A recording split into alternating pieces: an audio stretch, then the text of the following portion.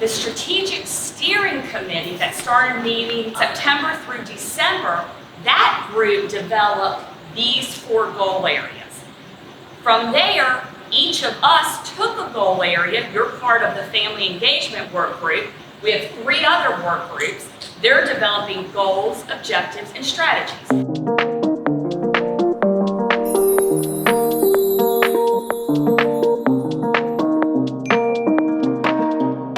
We're here at Westside creating a strategic plan, working on family engagement, getting the goals down, getting some thoughts out. We were actually part of the steering committee, and then through those 4 committees we actually developed 4 subtopics, I guess you would say, and we're here talking about family engagement.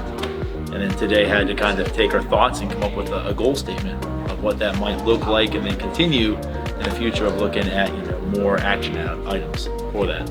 Our main task and the most important task is for us to decide on a goal, because we cannot move forward with our objectives or strategies until we ensure that we have a goal that encompasses all students for the next 5 years in our strategic plan. So remember, goal is broad, it's inspiring, it makes us want to achieve, right?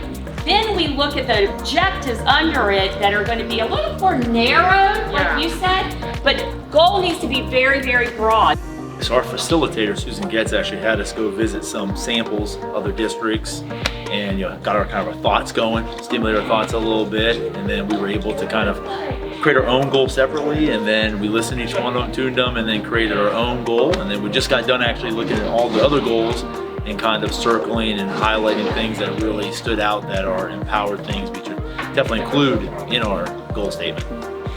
The other thing I would think about is when you read your goal statement, does it lend itself to the development of objectives that clearly tie back to achieving that goal? So like sometimes we get overwhelmed with the language and the big responsibilities, but really when I looked at it like that, I'm like, all right, goal is to win this, that's in essence what we worked on there, and then our objectives are our game plan of how we're going to get there.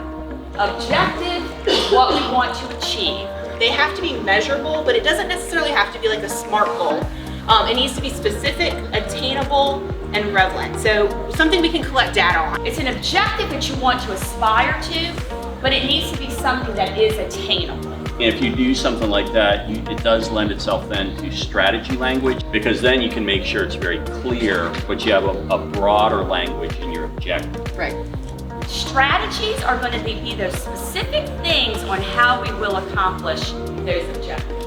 And remember, this is still, we can still tune, we can still adjust this language as we're moving forward with community feedback, and the steering committee will look at it again. If you were visioning today, 5 years from today, we're back in this room, we're celebrating the work that we've done. We want you to start thinking about what are the accomplishments that you're sharing, visualizing those accomplishments, who's benefiting from those accomplishments, and then also who are you celebrating in that. How are we in a better place because of what's been achieved, and what do the different audiences in the groups hear, see, and feel? If you're not in this work every day as an educator in the schools, what would you want to see on the face of our webpage, or so you could quickly digest what is, the goal?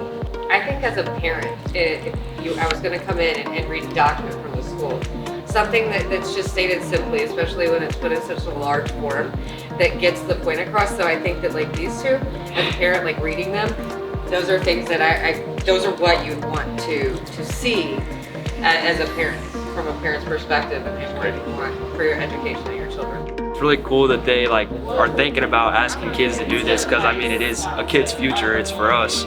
So it's not just about me, it's about the people that are going to come after me, and just do whatever we can. We'll have some community forum nights. We'll do some type of survey so that any stakeholder, whether they come to a community forum meeting or not, can provide feedback on what we have generated to this point. We're pointing out to them, these are the words that we value, these are the statements or the categories that we're valuing, but then they'll help clean it up to have it be a concise and consistent document as well. From there, we'll reconvene the steering committee. The steering committee will take a look at the work that's been done to this point. And then it'll move forward later this spring. In May, it'll go to the school board for a first read.